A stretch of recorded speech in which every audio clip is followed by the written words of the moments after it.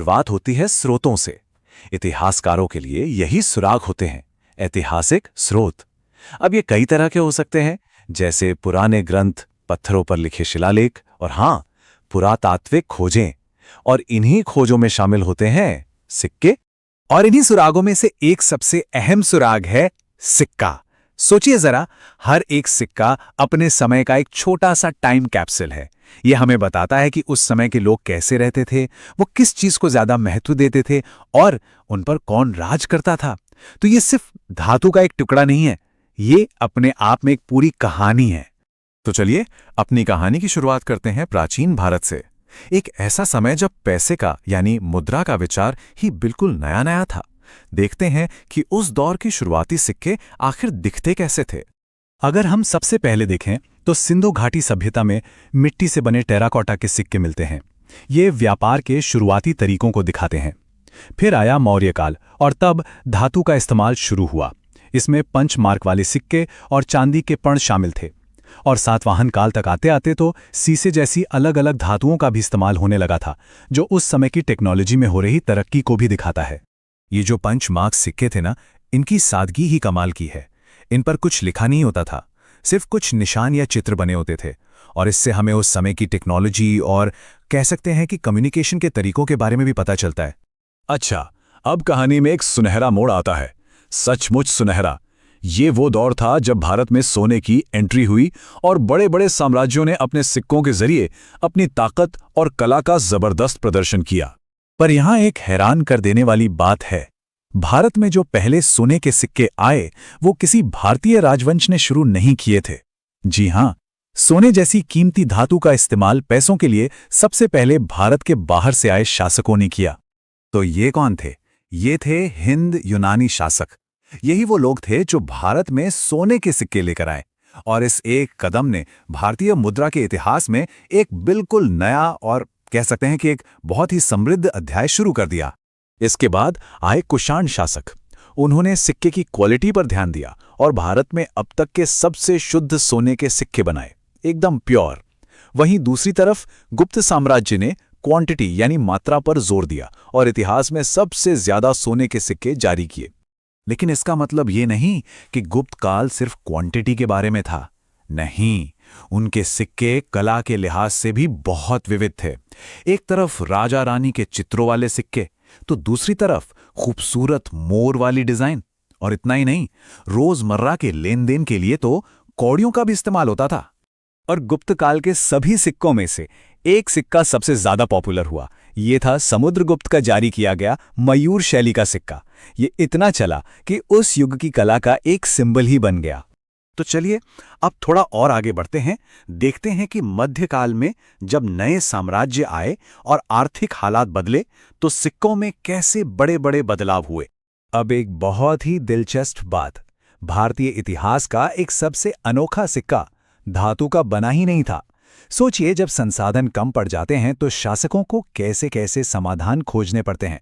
और ऐसा ही कुछ हुआ एक मुगल बादशाह के दौर में, जब पैसे बनाने के लिए एक बहुत ही अजीब चीज का इस्तेमाल किया गया। जी हां, चमड़ा। आपने सही सुना। हुमायूं के शासनकाल में शहाबुद्दीन नाम के एक व्यक्ति ने एक दिन के लिए चमड़े के सिक्के जारी किए थे। ये भारतीय मुद्रा के इतिहास का एक बहुत ही अनोखा और यादगार किस्सा है, जो दिखाता है कि मुश्किल समय में कैसे कैसे जुगाड़ करने पड़ते थे। तो इस तरह की अस्थिरता के बाद मार्केट में कई तरह के अलग अलग सिक्के चलने लगे थे। इससे व्यापार करना बहुत मुश्किल हो गया था। जाहिर है, अर्थव्यवस्था को पटरी पर लाने के लिए एक भरोसेमंद और एक जैसी करेंसी की सख्त जरूरत थी। और इस चुनौती का सामना किया शेर शाह सूरी ने। उन्होंने एक बहुत ही ऑर्गेनाइज्ड 3 धातु वाला सिस्टम शुरू किया। सोने के लिए अशर्फी, तांबे के लिए दाम और चांदी के लिए रुपया। और हाँ, यही रुपया हमारे आज के मॉडर्न इंडियन रुपी का पूर्वज है। अभिलेखों की, यानी वो लेख जो पत्थर पर खोदे गए हैं। आप इन्हें उस प्राचीन दुनिया के परमानेंट ट्वीट्स या फिर ऑफिशियल अनाउंसमेंट्स समझ सकते हैं, जिन्हें हमेशा हमेशा के लिए बनाया गया था। और जो एक्सपर्ट्स इन्हें पढ़ते हैं ना, उन्हें कहते हैं एपिग्राफिस्ट। एक तरह से ये इतिहास के कोड ब्रेकर्स हुए। देखिए, कागज तो फट सकता है, बदल सकता है, लेकिन पत्थर झूठ नहीं बोलता, उसे आसानी से बदला भी नहीं जा सकता। तो ये जो अभिलेख हैं, ये सीधे अतीत से आए मैसेज हैं, जो हमेशा के लिए बने रहने के इरादे से लिखे गए थे। कभी एक राजा का आदेश, तो कभी किसी रानी का दान, या फिर किसी बड़ी जीत की यादगार। चलिए एक उदाहरण देखते हैं। ओडिशा का हाथी गुम्फा अभिलेख। ये जानते हैं क्या है? ये एक राजा खारवेल की आत्मकथा जैसा है जो उसने पत्थर पर लिखवा दी थी। ये हमें कलिंग युद्ध के बारे में उसके नजरिए से बताता है, मतलब इतिहास सीधा सोर्स से, बिना किसी मिलावट के। या फिर एक और कमाल की चीज देखिए, गुजरात का जूनागढ़ अभिलेख। ये तो वाकई अविश्वसनीय है, क्योंकि ये मानव समय में एक पुल बना देता है।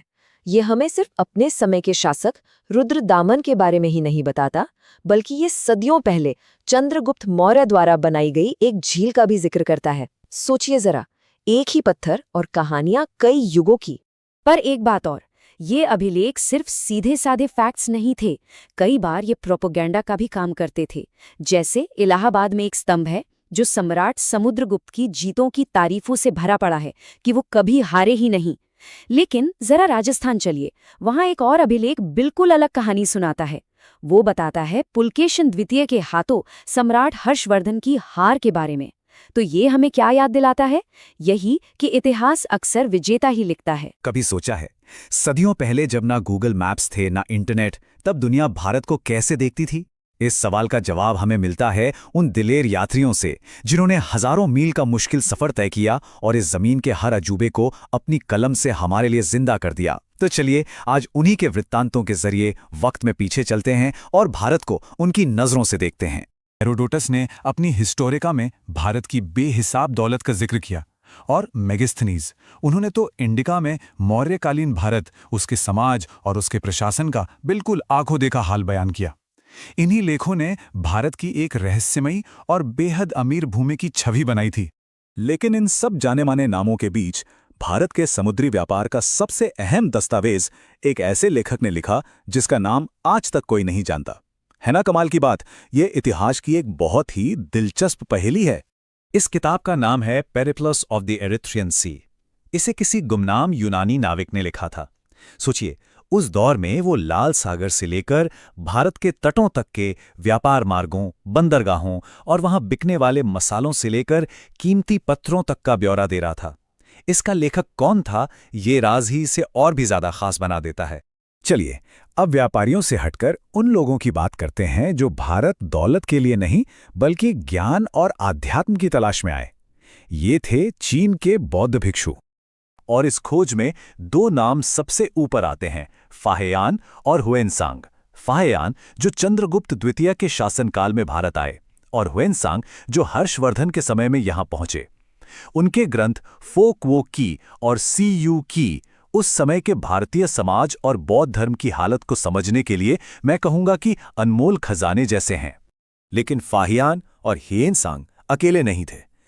इत्सिंग जैसे और भी कई लोग थे जिन्होंने पवित्र बौद्ध ग्रंथों को इकट्ठा करने के लिए ये खतरनाक यात्राएं की।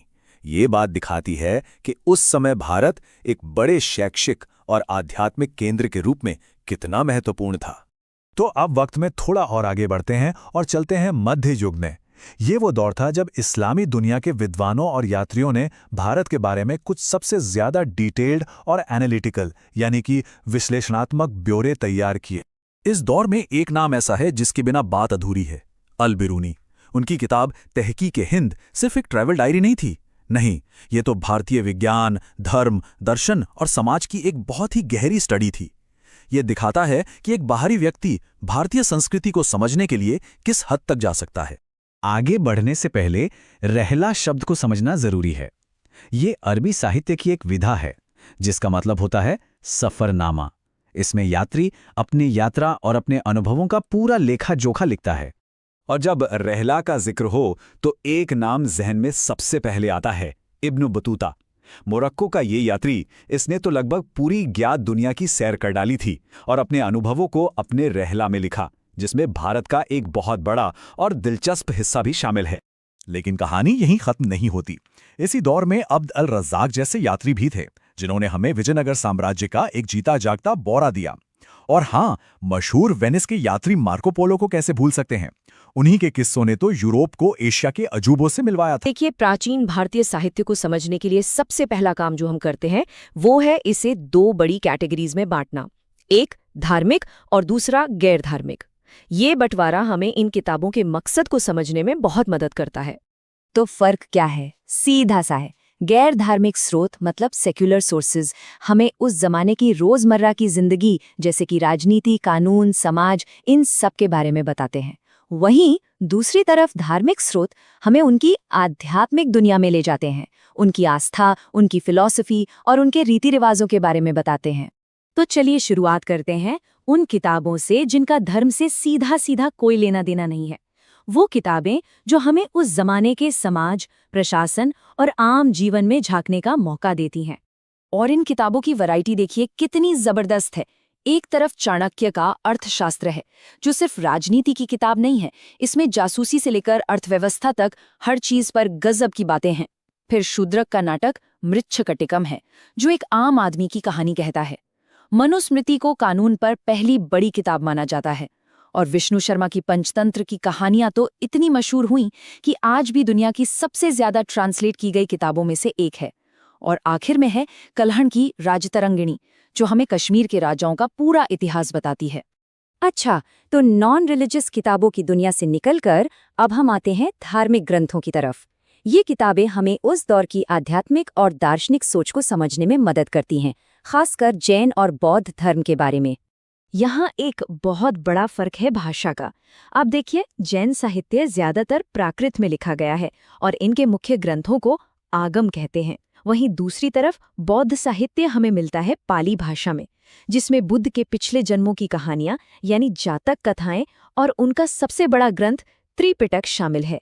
चलिए अब थोड़ा और अंदर चलते हैं और बौद्ध धर्म के सबसे पवित्र ग्रंथ त्रिपिटक को जरा पास से देखते हैं। इसका नाम ही ज्ञान की 3 टोकरियां बड़ा दिलचस्प है ना? तो ये त्रिपिटक, जैसे कि नाम से ही पता चल रहा है, त्रि मतलब 3 और पिटक मतलब टोकरी। तो ये 3 टोकरियों का कलेक्शन है। ये कोई एक किताब नहीं बल्कि 3 किताबों का पूरा सेट है, जो बौद्ध धर्म की बुनियाद है। और ये 3 टोकरियां कौन सी हैं? ये है सुत्त पिटक, विनय पिटक और अभिधम्म पिटक। हर एक का अपना एक खास मकसद है और तीनों मिलकर बौद्ध दर्शन की पूरी तस्वीर बनाते हैं। तो सबसे पहले आता है सुत्त पिटक। इसे आप एक तरह से बौद्ध धर्म का एनसाइक्लोपीडिया कह सकते हैं। ये तीनों में सबसे बड़ा है और इसमें महात्मा बुद्ध की दी हुई सीख और उनके उपदेशों का सबसे बड़ा कलेक्शन है। फिर आता है विनय पिटक। ये साइज में सबसे छोटा है और इसे आप रूल्स की किताब या बुक ऑफ डिसिप्लिन कह सकते हैं। इसमें बौद्ध संघ में रहने के लिए जो भी नियम कानून है वो सब बताए गए हैं। और आखिर में है अभिधम्म पिटक। इसका मतलब है हायर लेवल टीचिंग्स की टोकरी। इसमें बुद्ध की बातों का बहुत गहरा फिलोसफिकल और साइकोलॉजिकल एनालिसिस है।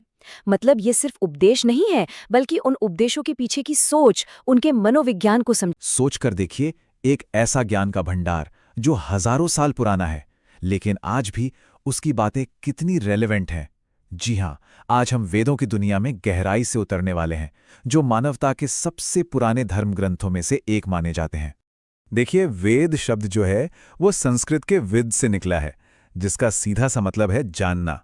तो ये सिर्फ एक नाम नहीं है, ये तो एक तरह का ऐलान है कि ये ग्रंथ ज्ञान के बारे में है। कैसा ज्ञान?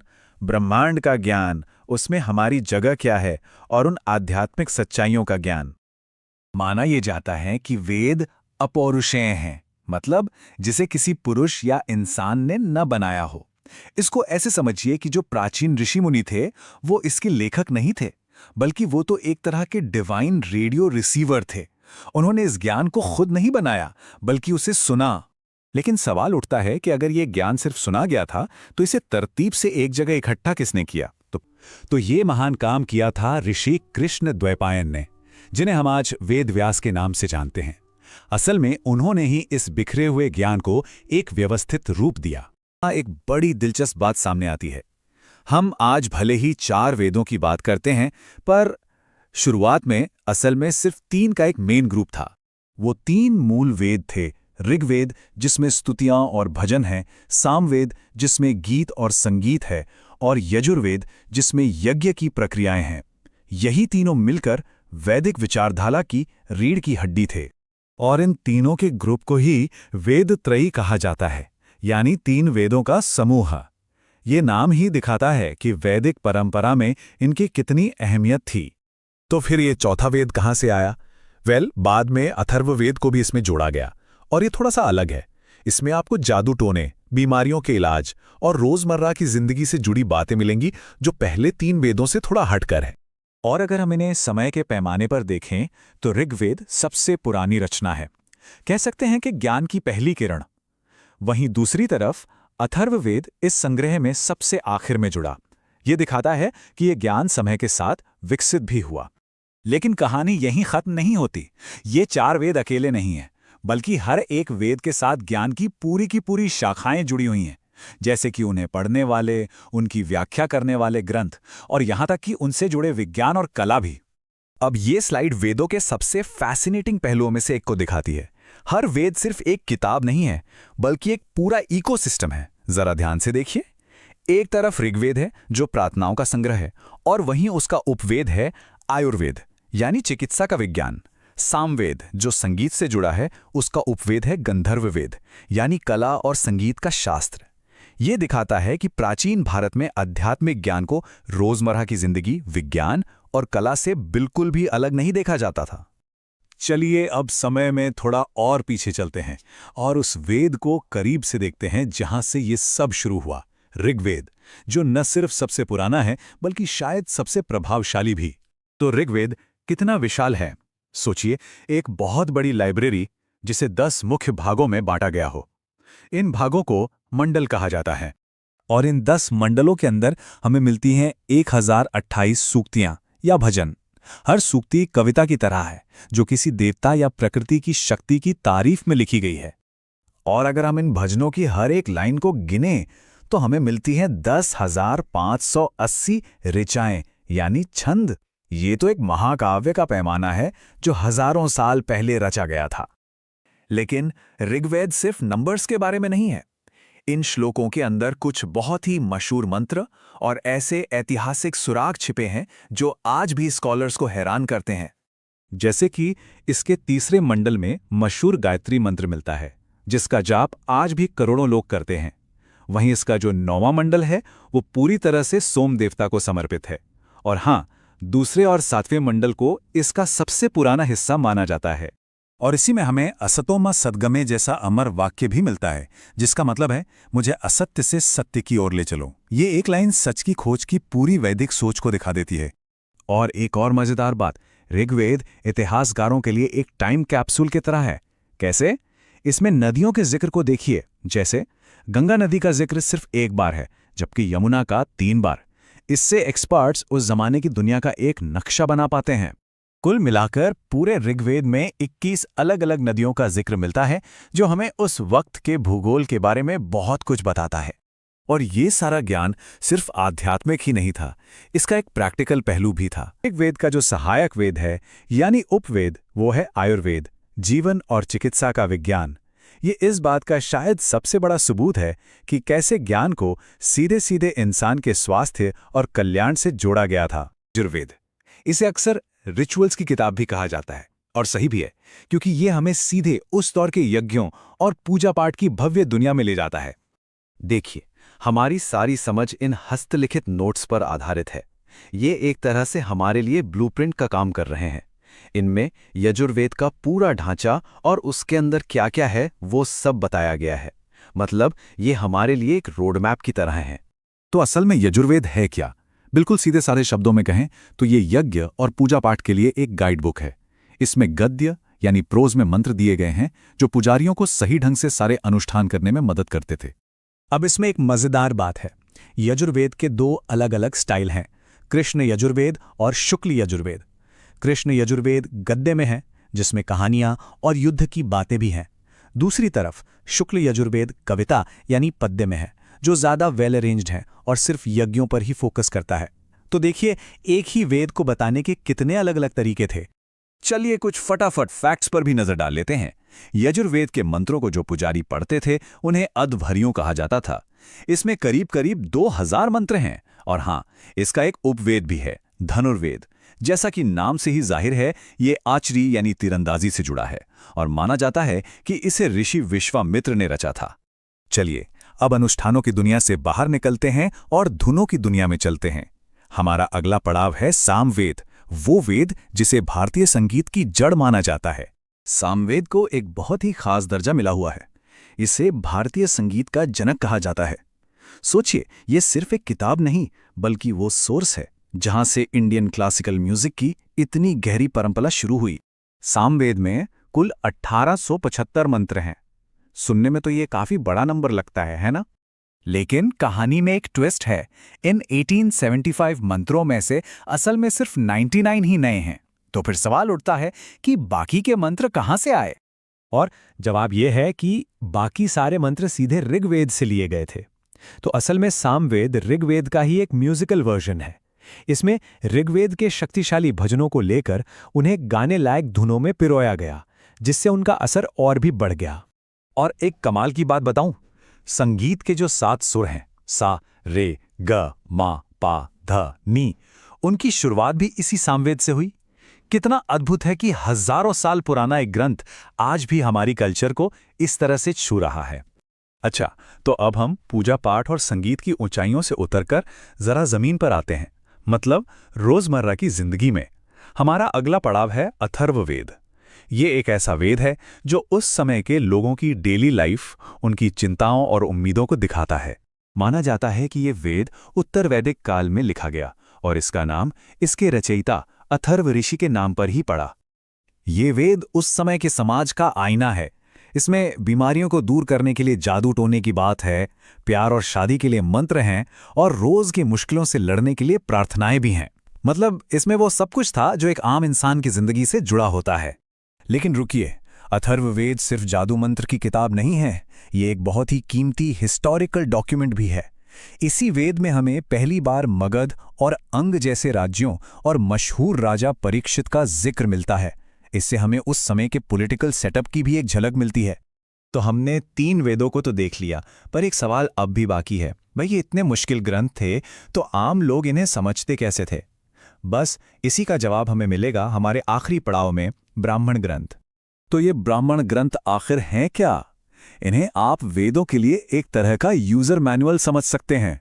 बिल्कुल, इनका काम था वेदों के मुश्किल रिचुअल्स और गहरी फिलॉसफी को आसान भाषा में समझाना, ताकि वो सबके लिए एक्सेसिबल हो सकें। और देखिए, ये सिस्टम कितना वेल ऑर्गेनाइज था। हर वेद के लिए एक खास ब्राह्मण ग्रंथ था जो उसे एक्सप्लेन करता था। जैसे सामवेद के लिए पंचविश, यजुर्वेद के लिए तैत्तिरीय और अथर्ववेद के लिए गोपथ।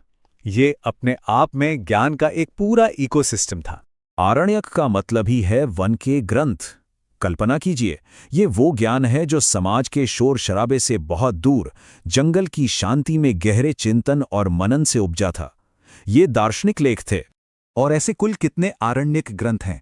मुख्य रूप से इनकी संख्या है 8। और यहां एक बहुत दिलचस्प बात है। हमारे 4 वेद हैं, उनमें से 3 के तो अपने आरण्यक हैं, पर एक वेद अथर्ववेद का कोई भी आरण्यक ग्रंथ नहीं मिलता। है ना इंटरेस्टिंग? आरण्यक तो थे ही, लेकिन ज्ञान को और अच्छे से समझने और सहेजने के लिए एक और भी ज्यादा व्यवस्थित तरीका बनाया गया। वो था वेदांग। इसे आप वेदों को अनलॉक करने का एक जरूरी टूल किट समझ सकते हैं। वेदांग, इसका मतलब भी है वेद के अंग या लिम्स।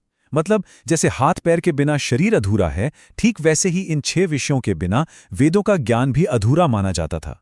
ये कितना पावरफुल आइडिया है, सोचिए। तो वेदों के ये जरूरी अंग कितने थे? कुल मिलाकर 6। और इनका कनेक्शन तो और भी कमाल का है। देखिए, मुख को जोड़ा गया व्याकरण से, क्योंकि सही बोलना तो मुंह से ही शुरू होता है। आंखों को ज्योतिष से जोड़ा भविष्य देखने के लिए।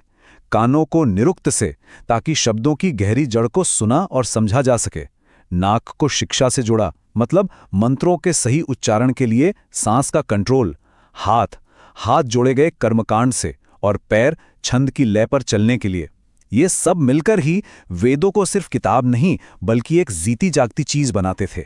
अच्छा, व्याकरण, ज्योतिष, निरुक्त, ये नाम थोड़े मुश्किल लग सकते हैं। तो सवाल ये है कि इन 6 के 6 को एक साथ याद कैसे रखा जाए? तो चिंता की कोई बात नहीं है। हमारे प्राचीन विद्वानों के पास इसके लिए भी एक बहुत ही स्मार्ट ट्रिक थी, एक जबरदस्त मेमोरी हैक। और वो ट्रिक थी ये एक छोटा सा सूत्र। व्याजो निशि कच। अब देखिए ये कैसे काम करता है। व्या से व्याकरण, जो से ज्योतिष, नी से निरुक्त, शी से शिक्षा, क से कल्प और छ से छंद। है ना कमाल का तरीका।